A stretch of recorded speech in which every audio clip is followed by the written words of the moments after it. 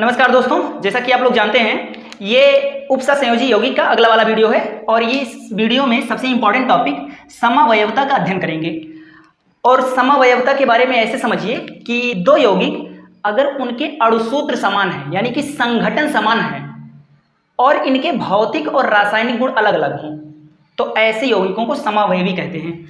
ऐसे यौगिक जिनका संघटन यानी कि अणुसूत्र समान हो लेकिन उनके भौतिक और रासायनिक गुण अलग अलग हों। अब ये भौतिक और रासायनिक गुण अलग अलग क्यों होंगे जब उनके अणुसूत्र समान हैं? क्योंकि हो सकता है उस यौगिक का अणुसूत्र में जो व्यवस्था है, जो उनकी त्रिविम में व्यवस्था है, जो संरचना है, उसमें भिन्नता आ जाए या और भी बहुत सारी चीज़ें हो सकती हैं जिनमें भिन्नता आ जाए और उस भिन्नता के कारण भौतिक अथवा रासायनिक गुण में भिन्नता आ जाती है। तो ऐसे यौगिकों को समावयवी कहते हैं। इसको समझना है तो सबसे आसान तरीके से समझ सकते हैं किसी कार्बनिक एग्जाम्पल से। जैसे कार्बनिक रसायन का एक एग्जाम्पल ले लेते हैं, जैसे CH2 और यहाँ पर Cl किससे जोड़ दे रहे हैं? इससे जोड़ दे रहे हैं, इससे Cl जोड़ दिए यानी पहले कार्बन से Cl जुड़ा है, यहाँ पर कार्बन जुड़ा हुआ है, क्लोरीन जुड़ा है। और एक एग्जाम्पल और लिख लेते हैं, CH3 CH2 और यहाँ पर हम लोग Cl जोड़ देते हैं, यहाँ पर Cl। अब देखिए इसमें Cl जुड़ा है एक नंबर के कार्बन पर 1 2 3 और इसमें Cl जुड़ा है 1 2 3 यानी दूसरे नंबर के कार्बन पर। अब इसका आप IUPAC नामकरण करेंगे और इसका भी IUPAC नामकरण करेंगे तो नाम दोनों के अलग अलग आएंगे। इसमें लिखेंगे 1 पर क्लोरो और इसमें 2 पर क्लोरो है। तो अगर दोनों का नाम अलग अलग हो रहा है इसका मतलब इसमें कुछ भिन्नता है। और अगर अणुसूत्र देखा जाए तो देखिए इसमें कुल कितने कार्बन है? तो 1 2 3 कार्बन, C3 3 कार्बन है। कितने हाइड्रोजन है? तो 3 2 5 2 7 हाइड्रोजन है और एक Cl है। और वही चीज इसमें भी है, गिन लीजिए आप लोग, इसमें भी C3H7 और Cl है। तो देखिए अणुसूत्र तो इसका भी वही है और अणुसूत्र इसका भी वही है, लेकिन इसकी संरचना में भिन्नता के कारण क्या हुआ, इसका भौतिक और रासायनिक गुण अलग अलग हो गया। और इसका पता इस बात से चलता है क्योंकि इन दोनों का IUPAC नाम भी अलग अलग होगा, आप लोग लिखकर देख सकते हैं। तो ऐसे यौगिक जिनका संघटन यानी कि अणुसूत्र समान हो और भौतिक और रासायनिक गुण भिन्न भिन्न हो तो उसे समावयवी यौगिक कहते हैं। अब देखिए आप लोगों को समावयवता कितने प्रकार की पढ़नी है, तो हम इसे मिटा रहे हैं। संरचनात्मक समावयवता यानी संरचना में भिन्नता के कारण उत्पन्न समावयवता संरचनात्मक समावयवता कहलाती है। संरचनात्मक समावयवता। और दूसरा हमें पढ़ना है त्रिविम समावयवता। दो प्रकार पढ़ना है कक्षा 12 में। सबसे पहला संरचनात्मक समावयवता और दूसरा है त्रिविम समावयवता। अब संरचनात्मक समावयवता भी कई प्रकार की होती हैं। तो नंबर 1 पढ़ना है आपको आयनन समावयवता। अगर इन सारे समावयवता के बारे में पढ़ ले तो हमारा पूरा समावयवता का टॉपिक समाप्त हो जाएगा। अब चलिए एक एक करके हम इन सारे समावयवता के बारे में अध्ययन करते हैं। आप लोग स्क्रीनशॉट लीजिए, हम लिखना शुरू करते हैं। संरचनात्मक समावयवता। अब संरचनात्मक समावयवता क्या होता है? देखिए ऐसे दो यौगिक जिनके अणुसूत्र पूर्णतः समान हो, जितने जितने कार्बन क्लोरीन पोटेशियम जितने जितने तत्व इसमें हैं उतने उतने तत्व वही तत्व इसमें भी हों, तो सूत्र समान रहे लेकिन इनकी संरचना में भिन्नता के कारण, इनकी व्यवस्था में भिन्नता के कारण इसके भौतिक गुण और रासायनिक गुण में परिवर्तन आ जाए तो इसी को कहते हैं संरचनात्मक समावयवता। आप लोग पढ़िए इसे। ऐसे यौगिक जिनके अणुसूत्र समान हो यानी कि संघटन उनका समान हो लेकिन संरचना भिन्न भिन्न होने से उनके भौतिक और रासायनिक गुण भिन्न हो जाएं तो उसे संरचनात्मक समावयवी कहते हैं। अब संरचनात्मक समावयवी 4 प्रकार के होते हैं। अभी मैंने एक चार्ट बनवाया था, उसमें सबसे पहला था आयनन समावयवता। अब आयनन समावयवता क्या होता है तो आप लोग समझिए। सबसे पहला देखिए इसको एग्जाम्पल से। अब इसको एग्जाम्पल से देखना है तो आपके सामने ये 2 यौगिक लिखे हैं और 2 के दोनों उपसा संयोजक यौगिक हैं। सबसे पहले देखिए कि क्या इनमें संघटन समान है। तो देखिए एक प्लेटिनम इसमें है, एक इसमें है। NH3 के 4 पार्टिकल इसमें है, NH3 के 4 पार्टिकल इसमें भी हैं।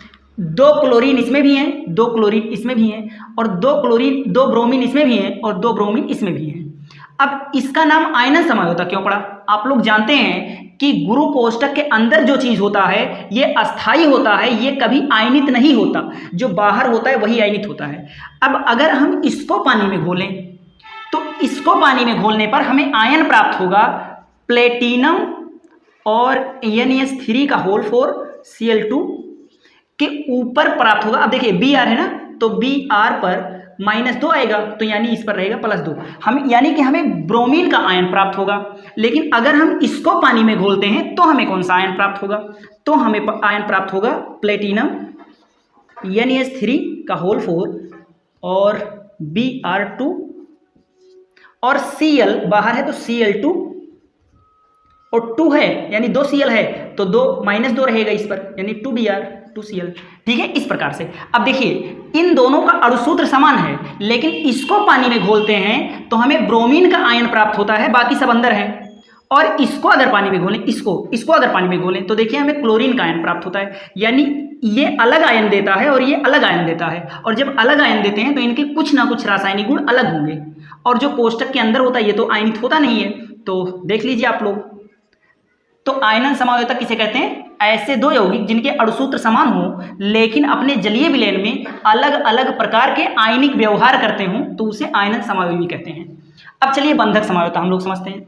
बंधक क्या होता है? बंधक को इंग्लिश में कहते हैं लिंकेज समायोजकता। इसे कहते हैं आयनिज्म, आइसोमरिज्म। आइसोमर माने होता है समावयवी। अब देखिए बंधक माने लिंकेज समायोजकता। तो लिंकेज कौन सा है? अब देखिए इसमें ये 2 एग्जाम्पल लिखे हैं। इस एग्जाम्पल में समझिए ये क्रोमियम केंद्रीय परमाणु है, ये क्रोमियम केंद्रीय परमाणु है, और केंद्रीय परमाणु को ये लिगैंड है, ये लोन पेयर इलेक्ट्रॉन दे रहे हैं। अब यहाँ पर इस एग्जाम्पल में केंद्रीय परमाणु क्रोमियम को सल्फर दे रहा है, यानी कि इस पहले वाले एग्जाम्पल में क्रोमियम को लोन पेयर कौन दे रहा है? यानी सल्फर दे रहा है, सल्फर यस लोन पेयर दे रहा है, यस युग्मित इलेक्ट्रॉन दे रहा है।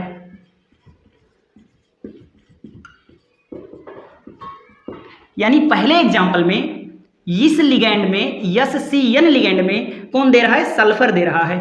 और जबकि नीचे वाले में देखेंगे तो नीचे वाले में केंद्रीय परमाणु क्रोमियम को कौन दे रहा है? लोन पेयर इलेक्ट्रॉन नाइट्रोजन दे रहा है, यानी इसमें नाइट्रोजन युग्मित इलेक्ट्रॉन दे रहा है।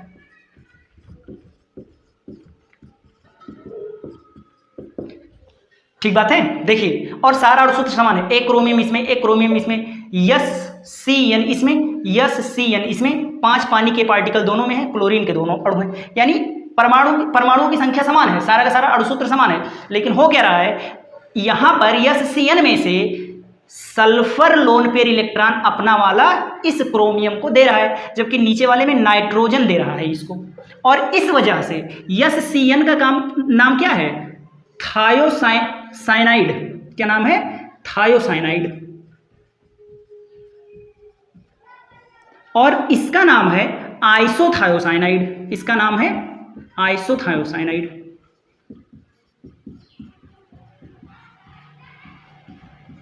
तो ये अंतर है। बंधक समायोजकता में बंध दूसरा आदमी बनाता है। देखिए इसमें यस दे रहा है लोन पेयर और इसमें यन दे रहा है लोन पेयर, तो ये होता है दोनों में अंतर। मैं इसकी भाषा लिख दे रहा हूं, आप लोग देखिए। ऐसे यौगिक जिनके अणुसूत्र समान परंतु जलीय विलयन में भिन्न भिन्न आयन देते हों, आयनन समायोजकता। देख लीजिए जलीय विलयन में अलग अलग आयन देते हैं। बंधक समायोजकता भी यहाँ पर मैंने लिख दिया है। ऐसे यौगिक जिनका अणुसूत्र समान हो परंतु केंद्रीय परमाणु को युग्मित इलेक्ट्रॉन अलग अलग परमाणु से बंधित हो, यानी अलग अलग परमाणु दे रहे हैं। इसमें सल्फर दे रहा है और इसमें नाइट्रोजन दे रहा है। तो स्क्रीनशॉट लीजिए आप लोग, भाषा मैंने लिख दिया है। हाइड्रेट समायोजकता। तो हाइड्रेट समायोजकता क्या होता है? देखिए हाइड्रेट माने होता है पानी। हाइड्रेट नाम में ही छुपा है, पानी के अणुओं से की बात हो रही है। अब देखिए मैंने आपके सामने 3 एग्जाम्पल लिख रखे हैं। इन तीनों में देख लीजिए पानी की अणुओं की संख्या समान है, सारी चीज़ों की संख्या समान है। देखिए एक क्रोमियम इसमें भी, इसमें भी, इसमें भी। 6 पानी के पार्टिकल इसमें भी हैं, 5 और 1 6 इसमें भी हैं, 4 और 2 6 इसमें भी हैं। और देखिए 3 क्लोरीन इसमें भी है, 1 और 2 3 क्लोरीन इसमें भी है, और 2 और 1 3 क्लोरीन इसमें भी है। यानी अणुसूत्र पूरी तरह से समान है, जितनी जो चीज़ें सब में हैं उतनी ही सब में हैं।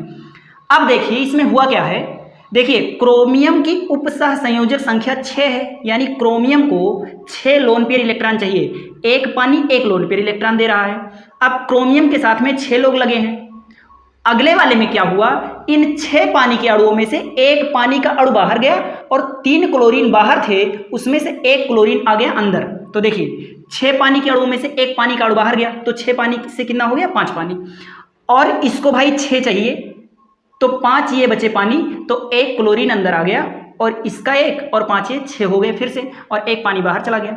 अब देखिए एक पानी और बाहर चला गया तीसरे वाले एग्जाम्पल में, यानी यहाँ 4 पानी हो गया तो 4 यहाँ हो गया और 2 बाहर हो गया, और जब ये 2 बाहर हो गया तो क्लोरीन एक और अंदर आ गया, यानी अंदर 2 क्लोरीन हो गया। और इस प्रकार से यहाँ पानी के अणुओं की व्यवस्था में अंतर हो गया। देखिए इसमें 6 के 6 पानी गुरु कोष्ठक के अंदर हैं, यानी कि ये क्रोमियम को छोड़कर नहीं जा सकते, आयनित नहीं हो सकते थे, लेकिन इसमें भी 6 पानी है, लेकिन इसमें एक पानी का अणु आयनित हो सकता है क्योंकि एक गुरु कोष्ठक के बाहर चला गया, और इसमें तो 2 गुरु कोष्ठक के बाहर हो गया। और इस प्रकार से जो समावयवता उत्पन्न हुई, यानी पानी के अणुओं की संख्या में परिवर्तन के कारण जो ये समावयवता उत्पन्न हुई, इसी को कहते हैं हाइड्रेट समावयवता। यानी कि पानी के अणुओं की स्थान में भिन्नता के कारण उत्पन्न समावयवता हाइड्रेट समावयवता कहलाती है। अणुसूत्र समान हैं, लेकिन पानी के अणुओं की जो व्यवस्था है वो भिन्न भिन्न होने के कारण ये समावयवता उत्पन्न होती है। अब समझिए उपसा संयोजक समावयवता, या इसी को समन्वयी समावयवता कहते हैं।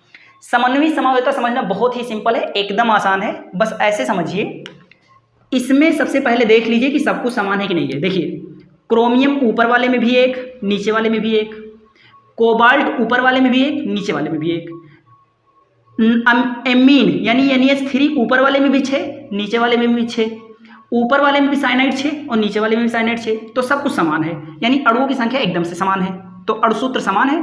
लेकिन आप लोग ध्यान से देखिए यहाँ पर इस वाले एग्जाम्पल में और इस वाले एग्जाम्पल में क्या हुआ, यहाँ आयनों का आदान प्रदान हुआ है। आयनों का आदान प्रदान मतलब जो लिगेंड इसमें क्रोमियम के साथ में था वो लिगेंड इसमें हो गया कोबाल्ट के साथ, और जो लिगेंड इसमें कोबाल्ट के साथ में था वो लिगेंड इसमें हो गया क्रोमियम के साथ। तो लिगेंड की अदला बदली हो गई, यानी क्रोमियम और कोबाल्ट ने अपने अपने लिगेंड की अदला बदली कर ली है और ये बन गया है। अब इन दोनों में क्या है, इन दोनों में समन्वयी समावयवता है, यानी अदला बदली करने वाली समावयवता है, तो इसी को कहते हैं। मैंने भाषा लिख दी है, ऐसे यौगिक जिनके अणुसूत्र समान हो, अणुसूत्र सबका समान है, परंतु जल के अणुओं में स्थिति में परिवर्तन हो, परंतु जल के अणुओं की स्थिति में परिवर्तन हो, तो उत्पन्न समावयवता हाइड्रेट समावयवता कहलाता है। देख लीजिए एग्जाम्पल लिखा है, समन्वयी वे यौगिक जिनके संघटन समान हो, संघटन समान हो, जितने क्रोमियम नाइट्रोजन हाइड्रोजन इसमें है उतने ही क्रोमियम नाइट्रोजन हाइड्रोजन नीचे वाले में भी हैं, परंतु लिगेंड के आदान प्रदान से, परंतु लिगेंड के अदला बदली से भौतिक और रासायनिक गुण में भिन्नता उत्पन्न हो गई हो, भौतिक और रासायनिक गुण में, इसके भौतिक और रासायनिक गुण में और इसके भौतिक और रासायनिक गुण में भिन्नता उत्पन्न हो गई हो, उपसह संयोजक समावयवी कहलाते हैं। ये दोनों उपसह संयोजक समावयवी कहलाते हैं। आप लोग स्क्रीनशॉट लीजिए।